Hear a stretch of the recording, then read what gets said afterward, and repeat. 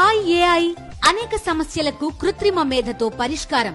నగరంలో పెరుగుతున్న startup trends. పూర్తి వివరాలకు చదవండి రేపటి సాక్షి దినపత్రిక. చంద్రబాబు నాయుడు గారి 100 రోజుల పరిపాలనని ఆయన ఇచ్చిన అడ్వర్టైజ్మెంట్ నేపథ్యంలో మామూలుగా అయితే ఆయన చేసిన 100 రోజుల మోసాల మీద సూపర్ 6 లేదు, సూపర్ 7 లేదు. ఎన్నికలప్పుడు ఏదైతే తాను మాట చెప్పాడో, ఎన్నికలప్పుడు ఏదైతే తాను చేస్తాను అని ప్రజలను నమ్మించాడో,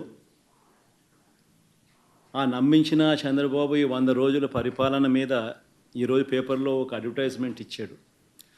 100 రోజుల్లో మంచి ప్రభుత్వం తనది అని చెప్పి తాను చెప్పుకుంటూ, ఆ మంచి ప్రభుత్వం తనది అని చెప్పి ప్రతి ఇంటికి కూడా గ్రామ సచివాలయాల్లోని సిబ్బంది వెళ్ళి ప్రజలను కలిసి స్టిక్కర్లు అతికియాలని చెప్పి ఆ అడ్వర్టైజ్మెంట్ చూసిన తర్వాత నాకు నిజంగా ఈ మనిషి హయాంలో ఈ 100 రోజుల పాలనకు సంబంధించి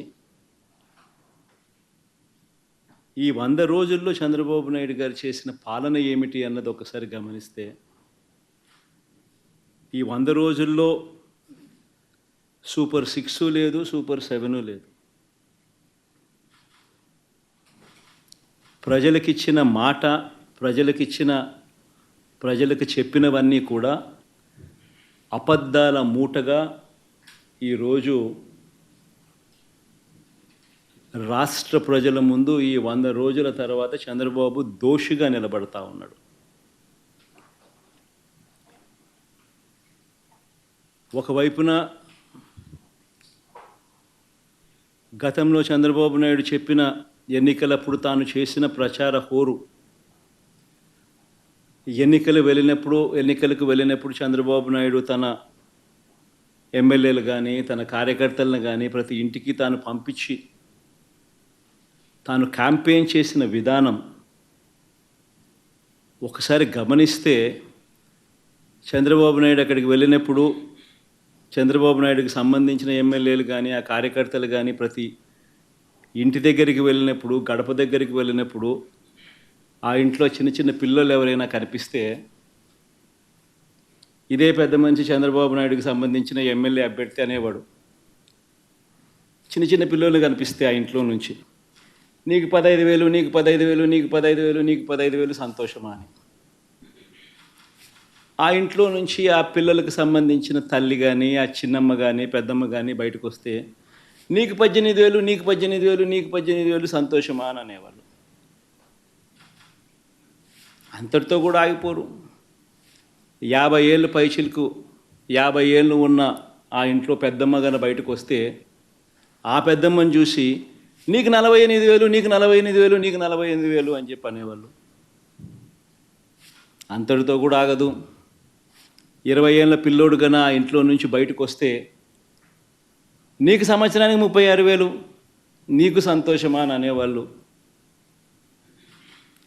ఆ ఇంట్లో నుంచి ఓ కండువా వేసుకొని రైతు బయటకు వస్తే, నీకు 20,000 ప్రతి సంవత్సరం, నీకు సంతోషమా అని అనేవాళ్ళు.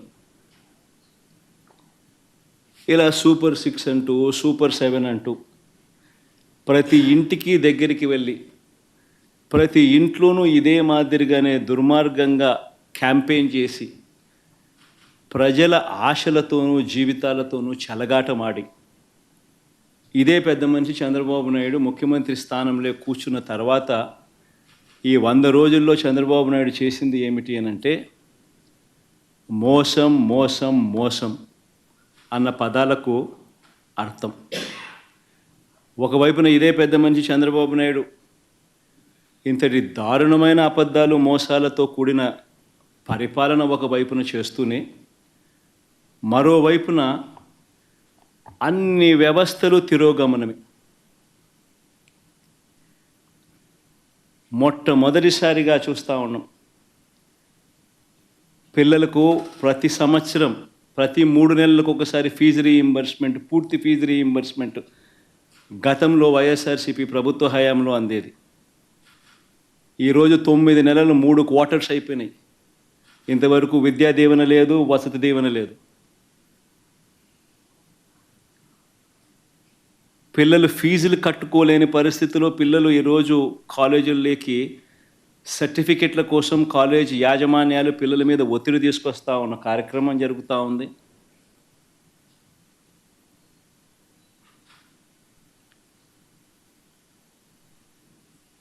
బడులన్నీ పూర్తిగా నిర్వీర్యమైపోయాయి.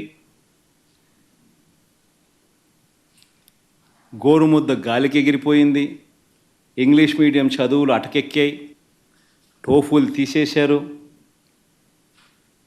సిబిఎస్ఈ కూడా అదే బాటలో తీసేసే కార్యక్రమం జరుగుతూ ఉంది. వైద్య రంగం తీసుకున్న అదే పరిస్థితి. ఆరోగ్యశ్రీ బిల్స్ దాదాపుగా 2,000 కోట్ల రూపాయలు పైచిలుకు పెండింగ్. మామూలుగా జనవరిలో బిల్స్, ఫిబ్రవరిలో ప్రాసెస్ చేసి మార్చ్లో మామూలుగా ఇస్తారు. మార్చ్లో ఎన్నికల కోడ్ వచ్చింది, అంతే. ఒక్క బిల్లు పాస్ కాల. దాదాపుగా 2,000 పైచిలుకు కోట్లు Aarogyasri bills pending. Network hospitals ఈరోజు ప్రజలకు మంచి చేసే కార్యక్రమం, సేవలు అందించే కార్యక్రమంలో వెనకడుగు వేస్తూ ఉన్న పరిస్థితులు. 104, 108 సిబ్బందికి చంద్రబాబు నాయుడు గారు ముఖ్యమంత్రి అయిన తర్వాత ఇంతవరకు జీతాలు లేవు.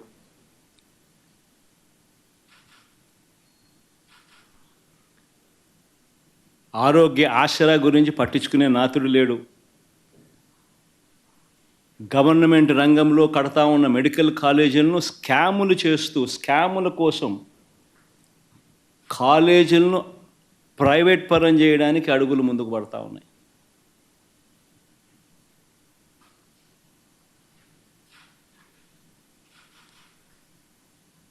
తిరోగమనం. వ్యవసాయం అయితే పూర్తిగా చంద్రబాబు నాయుడు గారి హయాంలో రైతు పూర్తిగా రోడ్డున పడ్డాడు. రైతులకు అందాల్సిన పెట్టుబడి సహాయం 20,000 ఇస్తానన్నాడు, ఇంతవరకు రూపాయిల. అంతవరకు రైతులకు మామూలుగా వ్యవసాయం మొదలయ్యే టయానికి గత ప్రభుత్వంలో మా హయాంలో వస్తూ ఉన్న రైతు భరోసా పెట్టుబడి సహాయం కూడా ఇవ్వకుండా ఎగరగొట్టాడు. రైతులకు పెట్టుబడికి సహాయం పోయింది. రైతులకు ఉచిత పంటల బీమా ఎగిరిపోయింది. రైతులకు ఈ క్రాపింగ్ లేదు.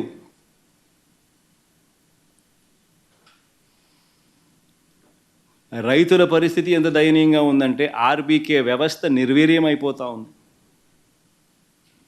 మళ్ళీ క్యూలు కనిపిస్తూ ఉన్నాయి. వ్యవసాయ సలహా మండళ్ళు రద్దయిపోయినాయి.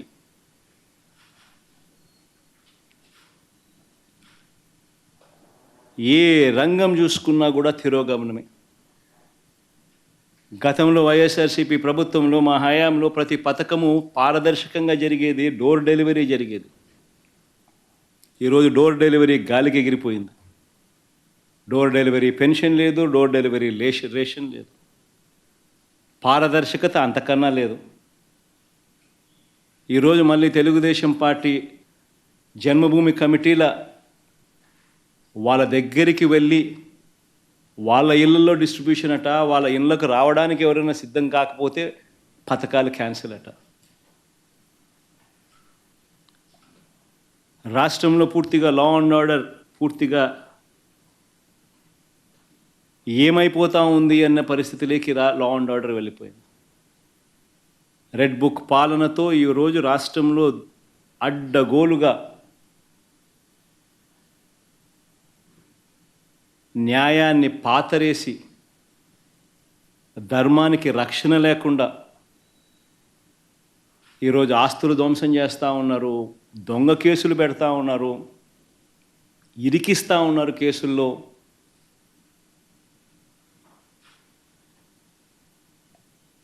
ఇష్టం వచ్చినట్టుగా రాజ్య పరిపాలన చేస్తూ ఉన్నారు. అన్ని రకాలుగా ఫెయిల్ అయిపోయిన ఈ ప్రభుత్వం చివరికి ప్రతి అతుగులోనూ డైవర్షనే, ప్రతి అడుగులోనూ డైవర్షనే. ఈ డైవర్షన్ పాలిటిక్స్ అన్నిటివి ఏ స్థాయిలో ఉన్నాయి అనేది ఒకసారి గమనిస్తే